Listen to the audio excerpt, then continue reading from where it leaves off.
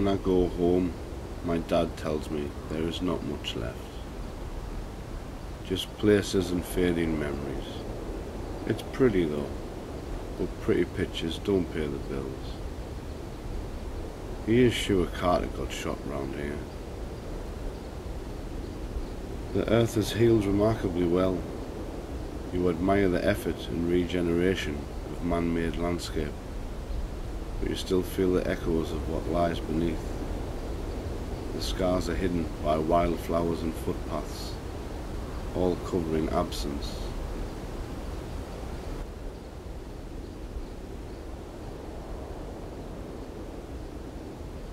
Some of us have been lucky enough to work above ground.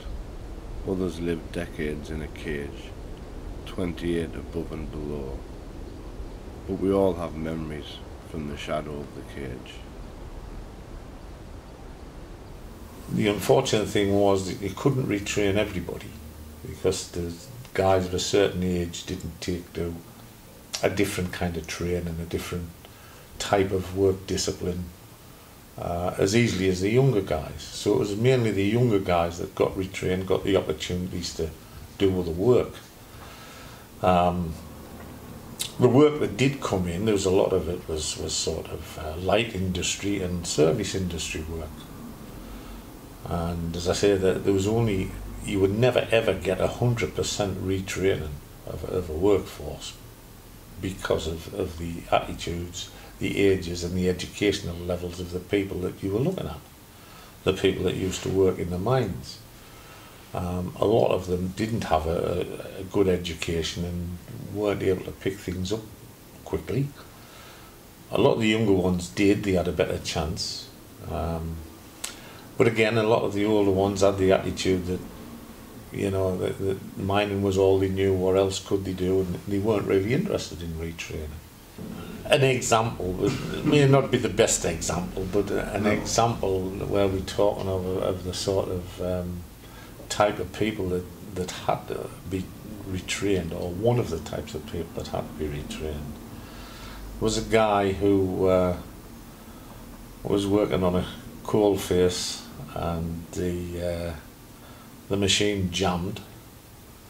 The shear pin in the fluid coupling snapped as it was supposed to, and this guy, one of his jobs I think was to sort of try and keep the machines clean, and being in that sort of mind, he, instead of using some wood or whatever to try and clean out the holes in the machinery that got clogged with coal dust and stone dust, he put his finger in, and of course inside the casing was 2 flywheels which were running at different speeds, and of course as a flywheel came round, and one of them was stationary, and the other one, where the shear pin had broke, was flying round at quite a high speed. So his finger went through the hole in the stationary one, and of course the one that was flying round just took the end straight off. And it happened so quickly he didn't realise at first, and then he saw what had happened. And talking to someone else, he said, you know, he says, well, you see that? He says, I just put that finger in the hole, and now half my finger's gone. And the other guy said, what do you mean? And he says, oh, just like this. And he stuck another finger in the hole and lost another half a finger. Now that was what you were up against. Not everybody was like that. Not everybody was that daft. But, you know, there were 1 or 2. Not much investment in people before or during. Too busy keeping the lights on.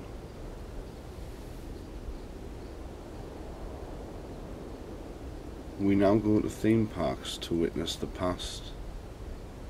Others have seen the real thing, but the taste of coal dust wasn't for everybody. But some did claim to love it. Yeah, my dad arranged to have a visit down there, and I tell you what, how those men worked down there, I do not know, because it was hot, It was dusty, of course.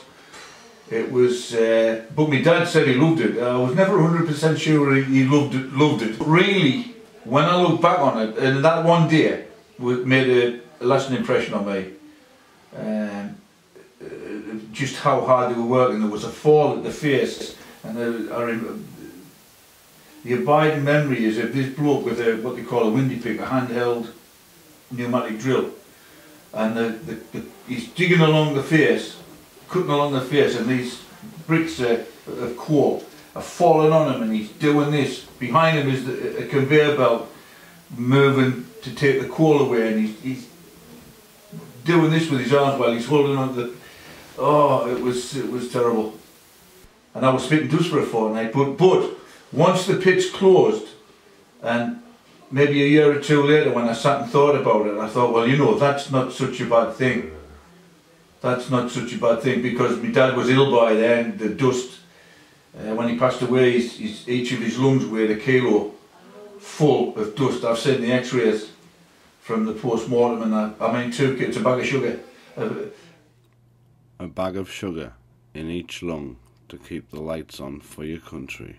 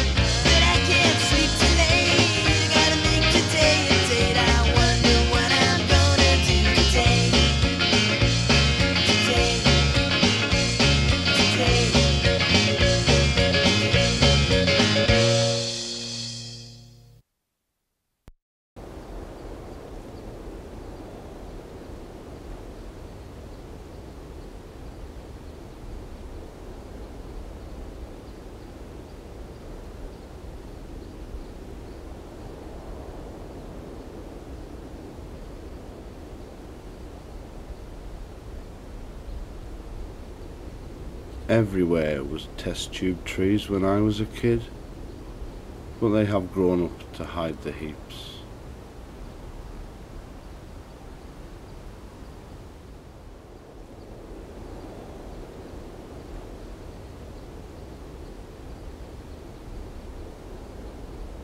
Are we local anymore in a global world? Our local shops become less local. Chimneys no longer smoke.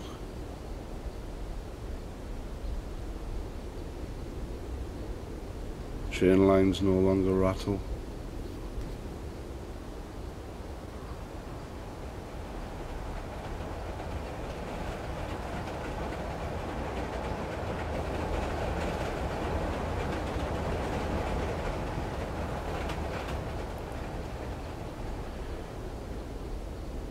Billy Elliot doesn't dance these streets today, but you can.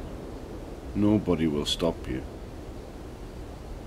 The camera loves an abandoned building, but they don't do much for communities unless we ask them to. But we don't ask them enough, or each other. The heaps may be hidden, but the aftershocks are not. The coal mine in Bear Park, Chet, Yeah. it like controlled everything. It wasn't only a village, it was a way of life. Yeah. The institute where everybody played snooker, the working man's club where everybody went, and you saw groups on there and everything. There was trips away. I remember getting on a train in Bear Park and going to Retke on the away trip. Yeah. Well, you didn't do that now, do you? No. You know what I mean? Now, there's nothing. You know, Bear Park, I know you were around there, but there used to be wooden fences all the way around. There's no fences now, just open plan. Right. There, within a year there wasn't one left. Nothing at all. Privet bushes are getting cut down on the bottom of it, God. They're just burning anything there. They were going down the woods, man. Yeah. Sawing woods at night, you see them people dragging logs up and chopping them there. Under galleries. Right. It nearly got, that's what it got down to. But I suppose that there pushed a lot of that criminal fraternity up the rear. Yeah. It's a funny thing. You're brought up in a certain way. If somebody puts you, you push back. Yeah. Even if you're going to get beat. You know what I mean? No.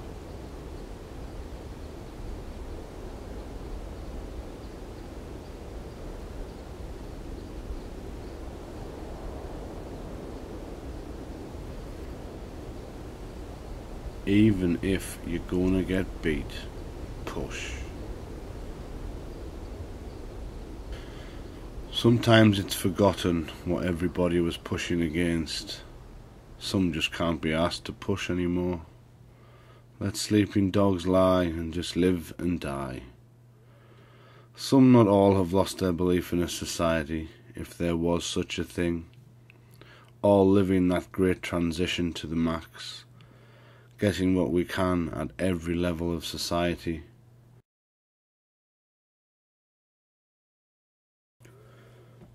It can't just be me who's bored.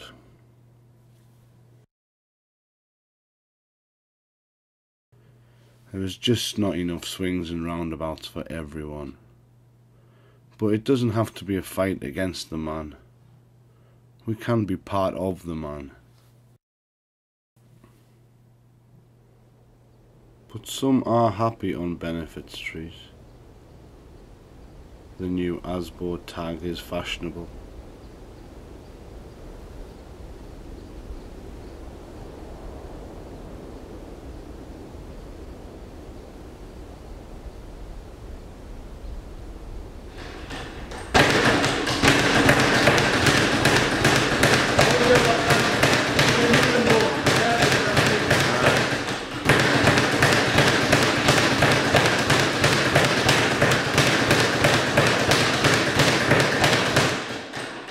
Then obviously moving your head around it, and no matter what time you just shoving it, can do it, mate.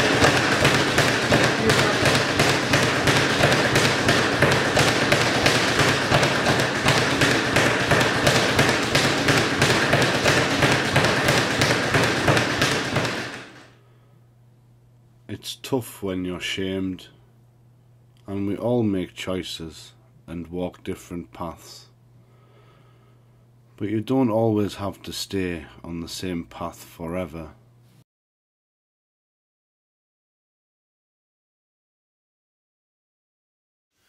Obviously having no money, I felt a lot of shame. I didn't have what other people had, nor did a lot of others. And I went to school one time, for instance, and I didn't turn up with the kukri ingredients that was required. And I was taken to the front of the class by the teacher, Mrs. O'Brien, I believe her name was, and I was humiliated in front of the rest of the class about not having the ingredients. So she said that you will bring your ingredients tomorrow, but I knew that I didn't have any money, the family didn't have any money. So the answer was to break into the school on the night and take all the cookers and the microwaves and the washing machines and stuff, and we sold them, and obviously I bought the ingredients with some of that money. And when I returned to school the next day, I had my ingredients. Unfortunately, she didn't have any cookers to cook it on. So living in the local area, obviously there was a lot of unemployment and stuff like that. It was at the time of the pit miners' strike, so there was a lot of poverty in the area, and obviously my family didn't have a lot of money. So I took the decision along with others. Not everyone took the same decision, but I took the decision that if I couldn't get food and the family couldn't get food, that I would go out and steal it. So that was the beginnings of it. And then from there, I developed a host of violence early on in my life, both within the home and subjected to it locally when I first saw some ex-pit miners attack a scab that was going to work. Obviously, he broke the line, and so I saw some miners who were on strike attack him and beat him really viciously. So that was my first exposure to violence. Kind of developed, I kind of chose the path, you know, and crime became heavier and heavier and went from, like I say, low-level crime and developed into armed robbery, selling drugs, crimes of violence against the person, which resulted in 2 long-term prison sentences. Whilst on the second sentence, I began to think that I really needed to make a change, and so the realisation of that made us want to make a change. Change. It's a big thing. It's a small thing. Sometimes we change without even knowing it. Sometimes they change. Sometimes you can lose your voice, but you can find it. We need to learn that we do have a voice. When I hear that there's nothing left, I look all around me and I see plenty.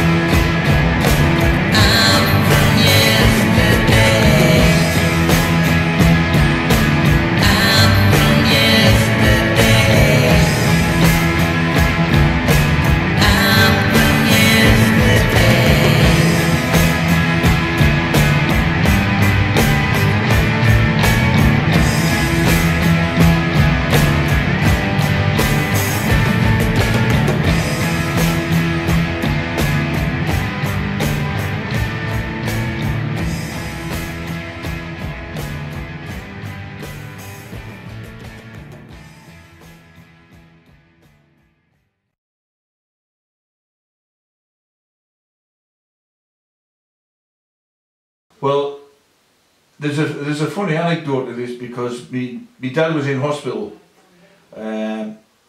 because of his chest, and my eldest son had a perforated duodenal ulcer and he was rushed into hospital, and he ended up on the same ward in the next bed to my dad, his grandfather, right? Now my dad was absolutely over the moon because he got on with the two. So Paul, he said, oh great, I've got somebody to talk to. And the doctor, while we were visiting, he actually came in and he had the x-ray, and in those days you had the x-ray lamp thing between the beds. So he switched it on, he put the x-ray into the machine, and he looked at it, and he looked at my son Paul. He says, Paul, I have never seen a pair of lungs on a young man like this in my life. And my dad had to look up, and I've seen my dad look up, he says, Doctor, he said, they're my lungs. And it was just an amusing sort of thing to happen, you know. Paul was, what? Am I really that poorly?